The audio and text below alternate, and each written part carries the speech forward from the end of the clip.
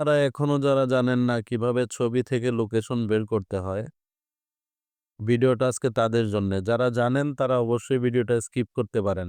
আর যারা জানেন না তারা অবশ্যই আজকের এই ভিডিওটা একবার হলেও দেখে নিবেন। ভবিষ্যতে কোনো না কোনো কাজে ব্যবহার করতে পারবেন। তাহলে চলুন কিভাবে আমরা ছবি থেকে লোকেশন এবং কোন ফোন দিয়ে ছবি তোলা হয়েছিল সেইটা বের করি। তো এইজন্য আমাদের একটা ব্রাউজার ব্যবহার করতে হবে। তো আমার এখানে যেহেতু Chrome ব্রাউজারটাই আছে আমি সেটাই ব্যবহার করতেছি। জাস্ট Chrome ব্রাউজারে একটা ক্লিক করে দিচ্ছি। ক্লিক করে দেওয়ার পর এইখানে আপনার একটা সার্চ বক্স পেয়ে যাবেন। সার্চ বক্সে জাস্ট লিখে দিবেন পিক টু ম্যাপ।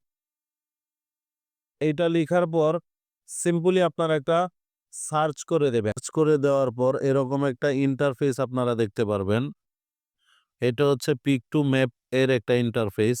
এখন আপনারা যেহেতু ছবি থেকে লোকেশন এবং কোন ফোন দিয়ে তোলা হয়েছে, কত তারিখে তোলা হয়েছে এইটা বের করতে চাচ্ছেন, তাহলে সিম্পলি সিলেক্ট ফটো ফাইল এটাতে একটা ক্লিক করবেন।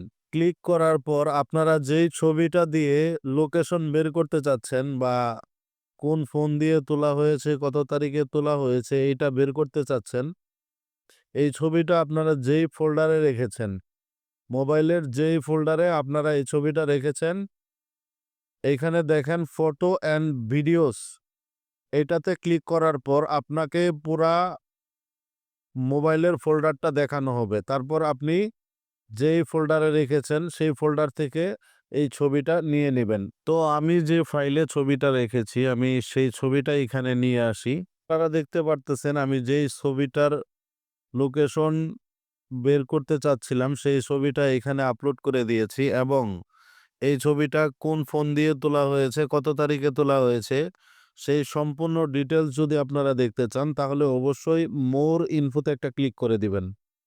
জাস্ট একটা ক্লিক করেন মোর ইনফো। মোর ইনফোতে ক্লিক করার পর এখানে দেখেন এক্সমনি মোবাইল দিয়ে ছবি তোলা হয়েছে, Redmi 14C, লেন্স আননোন। তারপরে এখানে পুরা ডিটেইলসই দেওয়া আছে। আমি আর ভিডিওটা লেন্দি করতে চাচ্ছি না। যার জন্য আজকে এই পর্যন্তই বিদায় নিচ্ছি। যদি ভিডিওটি আপনাদের ভালো লাগে তাহলে অবশ্যই লাইক, কমেন্ট, শেয়ার এবং একটি সাবস্ক্রাইব করে যাবেন। ধন্যবাদ সকলকে।